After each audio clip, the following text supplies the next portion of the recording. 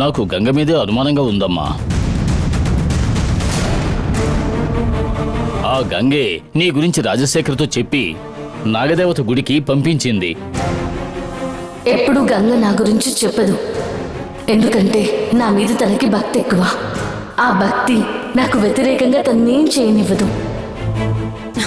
నువ్వు తెలియక మాట్లాడుతున్నావు. నువ్వు విశ్వాన్ని తీసుకెళ్ళింది గంగకి మాత్రమే తెలుసు.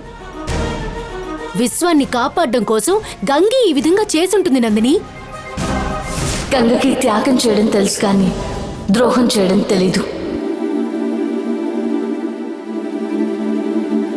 నాకు తెలిసింది మాధవ్ పనే ఉంటుంది.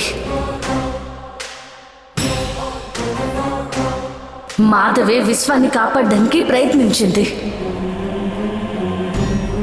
మాధవే నాగదేవత చింతకు వెళ్లకుండా మంత్రవలయాన్ని సృష్టించింది. మంత్రాలతో నన్ను ఇబ్బంది పెట్టి వీరభద్రాన్ని చంపేశానని సంతోషపడుతుంటే ఇప్పుడు అతని స్థానంలోకి మాధవ్ వచ్చి ఇబ్బంది పెడుతుంది. ఎంత కాదనుకున్నా ఈ మాధవి వీరభద్రం చెల్లెలు కదా, అందుకే అతను చేసిన ఘోరాలు ఈమె కూడా చేస్తోంది. తను ఇంతవరకు చేసిన ఘోరాలన్నీ మనకి ఇబ్బందిగానే ఉన్నాయి, కానీ నాగదేవతకి మంత్రవలయాన్ని సృష్టించడమే నేను తట్టుకోలేకపోతున్నాను. గాలికి ఎలా వలయాన్ని సృష్టించలేమో అదేవిధంగా నాగదేవత కూడా వలయాన్ని సృష్టించలేం.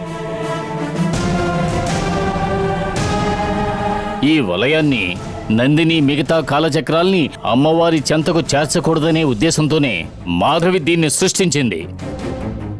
తను ఎటువంటి కుట్రలు పన్నినా నీ ప్రయత్నాన్ని మానుకోవద్దు నందిని. ఎలాగైనా వలయాన్ని ఛేదించాలి. మాధవి సృష్టించిన మంత్రవలయాన్ని ఛేదించడం పెద్ద పని కాదు.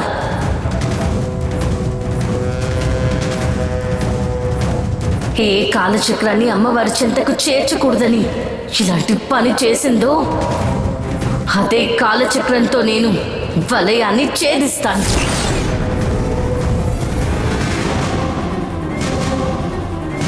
నాకు లభించిన స్త్రీ రూపం గంగ రూపమైన విషయాన్ని విశ్వం బయట పెట్టకూడదని నేను అతన్ని చంపేశాను.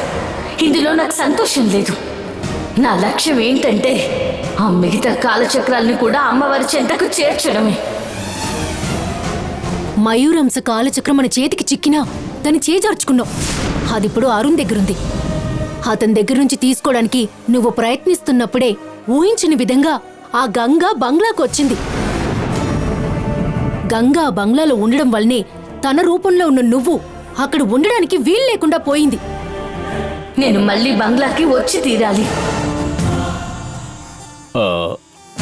గంగ అక్కడే ఉండగా నువ్వెలా వెళ్ళగలవు? గంగని ఆ బంగ్లా నుంచి బయటికి నేను పంపిస్తాను.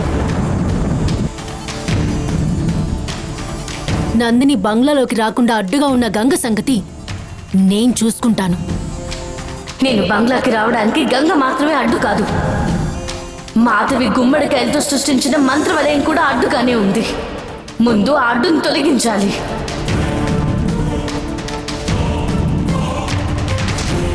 మాధవి నాకు అడ్డుగా ఉంచిన వాటిని తొలగిస్తే మనకన్నీ అనుకూలంగానే జరుగుతాయి. మంత్రించిన గుమ్మడికాయల వలయాన్ని అడ్డు తొలగించడానికి ఏం చేయాలో చెప్పు, నేను చేస్తాను.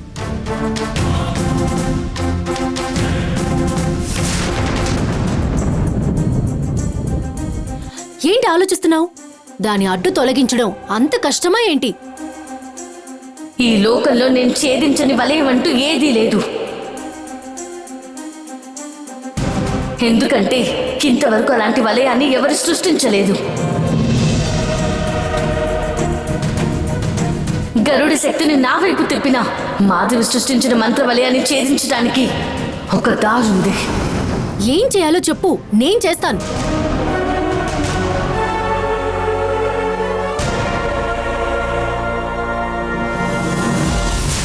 ఏం ఆలోచిస్తున్నావు నందిని?